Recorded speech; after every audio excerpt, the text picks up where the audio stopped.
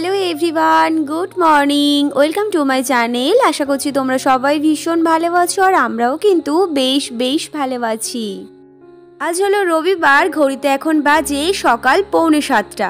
আজকে না ঘুম থেকে উঠতে ভীষণই আর কি কষ্ট হচ্ছিল, মানে মাথাটা ভীষণ যন্ত্রণা হচ্ছিল, ওই জন্য 6:30টায় আর উঠতে পারিনি, একটু দেরি হয়ে গেছে। আজকে রান্নাবান্নারও তেমন ঝামেলা নেই, বাট ও বলছিল আমি আলু সিদ্ধ আর তার সাথে ডাল নিয়ে যাব, ওই জন্য করে আর তেমন আমার তাড়াও ছিল না। আর গাছটার অবস্থা দেখতে পাচ্ছ, গাছ ভরে ফুল ফোটে, সে জায়গায় দেখো সকাল সকাল মামা শ্বশুরের বাড়ি থেকে চলে এসছে মাছ। এই যে মৌরলা মাছ নিয়ে এসছে আর তার সাথে নিয়ে এসছিল ফলুই মাছ, তো দিয়ে গেছে এসে। তো যাই হোক, আমি এই যে মৌরলা মাছ দিয়ে গেছে বলে বাপি বললো একটু ঝিঙে আলু দিয়ে বা তরকারি বানানোর জন্য। ও এই তরকারিটা নিয়ে যাবে না, তাই এই তরকারি বানানোর জন্য আমার অতটা তাড়াও নেই। ও শুধু ওই ডাল আর তার সাথে আলুর ছকা, এই দুটোই আর কি নিয়ে যাবে। আর তার সাথে না ওই মামা বাড়ি থেকে ওই মৌরলা মাছ পাঠিয়েছিল, কয়েকটা মা ওকে ভেজে দিয়েছিল। এই দুটো ঝিঙে আর দুটো আলু দিলে আমাদের তিনজনের না একেবারেই ভালো মতো আর কি হয়ে যাবে। তো চলো সবজিগুলো এখন কেটে নিই।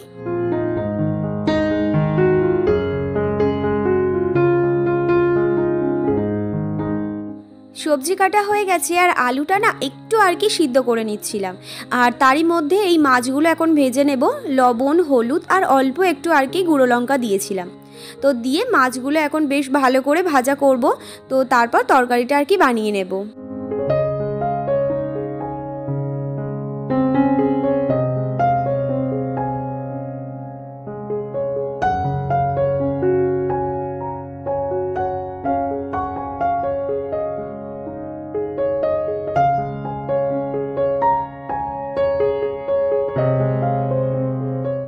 ভেবেছিলাম কিছুটা কাঁচা মাছ রেখে দেবো, যেটুকু রান্না করব সেটুকুই ভেজে নেব। তো তারপর ভাবলাম সেই তো আমার পরে আবারও ভাজতে হবে, এখন ভাজি যে কালে একেবারেই ভেজে নিই, তেমন তাড়াও নেই। তো যাই হোক, এই যে তরকারিটা আমার একেবারে রেডি, এবার শুধু লাবিয়েই নেব। আর এই দুটো মাছ ছিল, তো সে দুটো আর কি ভেজে দিয়ে দিয়েছি। আজকের এই জামা কাপড়গুলো ওর কাচতে হবে, তো এই কটাই আর কি রয়েছে, আর পরা জামা কাপড় যেগুলো রয়েছে। আর আপেলটা না ওকে দেবো বলে বের করেছিলাম, কিন্তু ও বললো আপেলটা খাওয়ার আমার সময় নেই, তুমি দিও না। আজকে সকাল থেকে না বেশ ভালোই মেঘলা করে রয়েছে, আর তখন ওই 9:30 কি 9:45 বাজে, আকাশ ঘিরে একেবারে মেঘ করেছে। দেখতে পাচ্ছ, পুরো কালো মেঘে ঢেকে গেছে, এক্ষুনি বোধহয় বৃষ্টি চলে আসবে। তো বলতে বলতেই না অলরেডি টিপটাপ করে বৃষ্টি পড়া শুরু হয়ে গেছে। আর এই ট্রেটার মধ্যে থেকে যে সবজি মানে জমিয়ে রেখেছিল সেগুলো তো মাটি হয়ে গেছে। গাছ বসাবো বলে যেখানে আর কি ট্রেটা ছিল সেখান থেকে সরিয়ে এই জায়গাতে নিয়ে এসেছিলাম, আর দেখছি তার থেকে প্রচুর আর কি পিঁপড়ে বেরাচ্ছিল। আমার বোন যেহেতু কালকে এসেছিল, ও বলছে দিদি এই মাটিতে তুই গাছ বসাস না, গাছের গোড়া একেবারেই নষ্ট করে ফেলবে। তো সেই জন্য না একটু রোদ্দুরে মেলেছিলাম। তো কালকে থেকেই মেলা ছিল, আজকে ভেবেছিলাম আজকেও থাকবে, বিকালের দিকে তুলে নেব। তারপর টিপটিপ করে বৃষ্টি পড়ছে, তো তাড়াতাড়ি করে এসে আমি আর আমার ওই ছোটো দেওরটা দুজন মিলে সমস্ত মাটিগুলো তুলে নিয়েছি। তো তারপর হাত পা ধুয়ে এই যে মা এখানে পরোটা আর তার সাথে তরকারি খাচ্ছে। আমার না পরোটা খেতে একদম ভালো লাগছিল না, সেই কারণে ওই যে একটু পেঁপে পাকা ছিল, তো সেটাই কেটে নিয়ে বসেছিলাম। তো খাওয়া দাওয়া করার পর মানে যখন খাচ্ছিলাম তখন মানে একদম ঝমঝমিয়ে বৃষ্টি এসছে। ভেবেছিলাম বৃষ্টিতে ভিজবো, কিন্তু খেতে বসেছি আর ওই খেতে খেতে উঠে কি করে ভিজতে যেতে পারি। তো বৃষ্টি হচ্ছে আর এইদিকে বসে বসে থেকে কি করব সেটাই ভাবছিলাম। তারপর ভাবলাম যে নিচের এই শোকেসটা, ড্রেসিং টেবিলটা, এটা একটুখানি পরিষ্কার করে দিই। তো সেটাই পরিষ্কার করে খাটটাটগুলো মুছে স্নান করে নিয়েছি। তো আমি এদিকে স্নান করে জল ভরতে এসেছি, আর মা ওদিকে পুজো দিতে গেছে। বলছে আমি সেই ভিজে গেছি, তো ভিজে ভিজে ঠাকুরের পুজোটা দিয়ে নিই, তো তারপর আর কি ভাত খাবো একসাথে। তো আমি জলের বোতলগুলো সেই সুযোগে সবটা ভরে নিয়েছি, আর এই জলের বোতলটা নিয়ে টেবিলে রাখলাম, এটা আর কি ভাত খাওয়ার সময় কাজে লেগে যাবে। বিকেলবেলাতে পাশের বাড়ির এক কাকা দেখো কতগুলো কচু কেটেছে, তার মধ্যে থেকে আমরা কিন্তু এই দুটো নিয়েছিলাম, নিয়ে ছোট ছোট করে কেটে রেখেছি। কালকে চিংড়ি মাছ আর তার সাথে ইলিশ মাছের মাথা হলে তো কোনো কথাই নেই, দেখা যাক কি হয়। বিকেলবেলায় ঘুম থেকে উঠেছি, তখন প্রায় 6টা বাজে।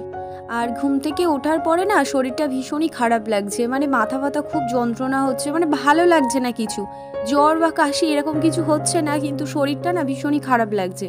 তো তারপর চেঞ্জ করে সন্ধেটা দিয়েছি। তো সন্ধে দেওয়ার পর এই যে ঘরে এসে ভাবলাম একটু শুয়ে পড়বো। তো জানি সন্ধেবেলায় শুয়ে থাকতে নেই, বাট আমার শরীরটা না একেবারেই দিচ্ছে না, একটু না শুলে আর হচ্ছে না। তো তারপর দেখলাম এই শাড়ি দুটো তো পরে রয়েছে, এগুলো আর কি গোছাতে হবে, তাই শাড়ি দুটোকে একটু পাট করে রেখে তারপর ভাবছি টিভিটা চালিয়ে একটু শুয়েই পড়বো। ভেবেছিলাম একটু শুয়ে পড়বো, কিন্তু পাশের বাড়ির ওই কাকিমাটা এসে একটু আর কি গল্প করছিল, তো তাই আর শোয়া হয়নি। তো তার কিছুক্ষণ পরে ও চলে এসেছিল, আর তারপর আর কি রান্না করতে চলে এসেছি।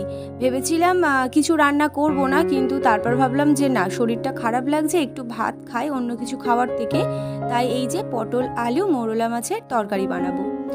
ওই বাড়ি থেকে সেই কবে ওর জন্য ফল দিয়ে গেছে আর কি, ও পেয়ারা খাবে বলেছিল বলে দিয়ে গেছে, কিন্তু এই দেখো পেয়ারাগুলো থেকে থেকে সব পেকে গেছে। আর পাকা পেয়ারার গন্ধ না আমি একেবারেই নিতে পারি না, মানে ভীষণই কষ্ট হয় আর কি।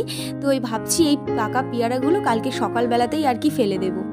আর যে কাকিমাটা এসেছিল না গল্প করতে, উনি এসে বলছিল পায়েল তুমি জামরুল খাবে, মানে লাল জামরুল আর কি।